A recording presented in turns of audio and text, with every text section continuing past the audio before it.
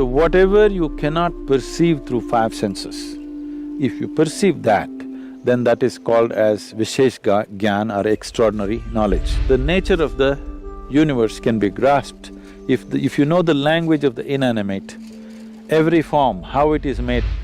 As the concerns of survival recede, human beings will naturally evolve into perceiving higher things.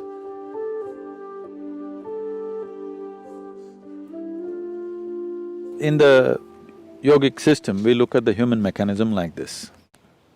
There are five dimensions to it, there are five layers to it. Usually it's referred to as sheaths, or it's called, that means sheath, one inside the other. One is the physical body, which is referred to as the food body, because this is essentially a heap of food that we have gathered over a period of time. The next is known as the mental body, because we ascribe intelligence to every cell in the body. There is more memory and intelligence in each molecule of DNA than you can decipher through your brain. That much of intelligence and memory is sitting right here. The third layer is called as the energy body.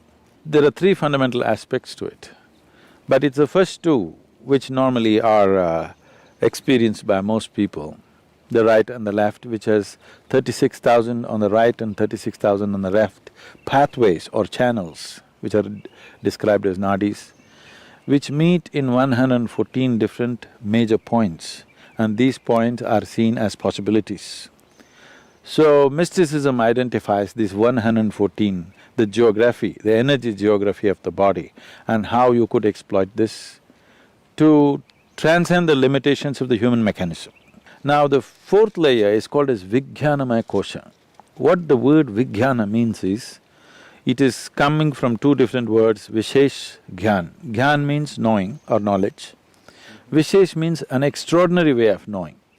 So whatever you cannot perceive through five senses, if you perceive that, then that is called as Vishesh Gyan or extraordinary knowledge. So, we are talking about a transitory dimension which is transiting from physical to non-physical. So, the fifth dimension, this is in whatever in the New Age language in America, they're saying this is etheric body.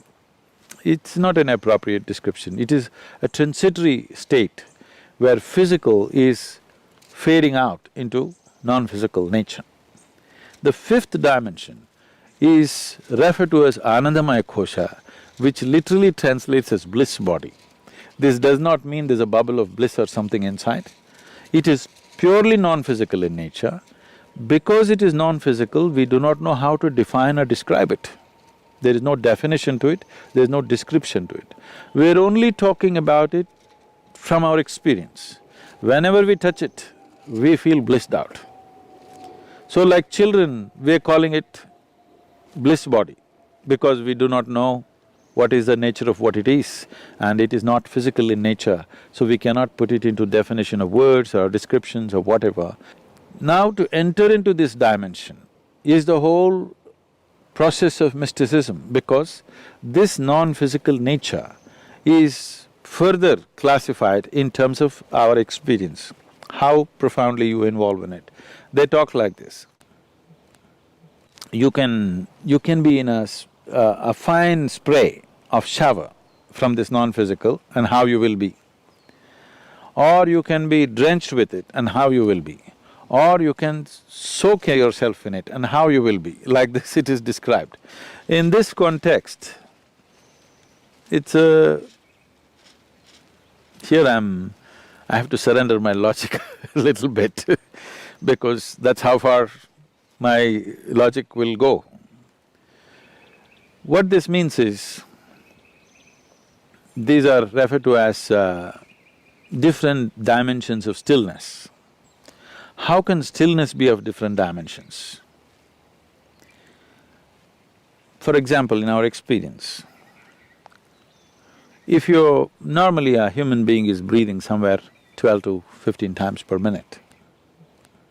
Breath is very directly connected to how the mental fluctuations happen. I don't know if science has explored this, but in our experience it's very much there.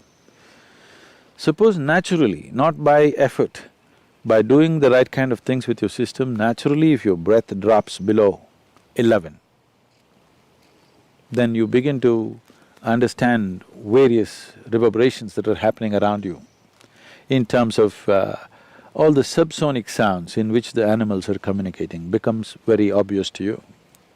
If your breath drops below 9, naturally, without controlling it, then what the plants are exuding, the plant life, what it is doing, becomes very obvious to you.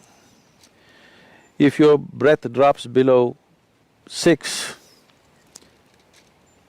then what the inanimate things, how they're reverberating, this is known as rithambara pragna. That means the reverberations of every form and the sounds attached to it become very clear to you. Or in other words, the nature of the universe can be grasped.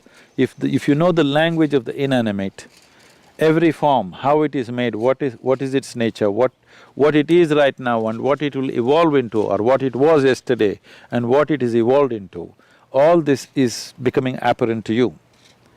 As the concerns of survival recede, human beings will naturally evolve into perceiving higher things. But the important thing is the level of static, because breath is a survival process. If you sit still, it goes down. The more still your body becomes, the less you breathe.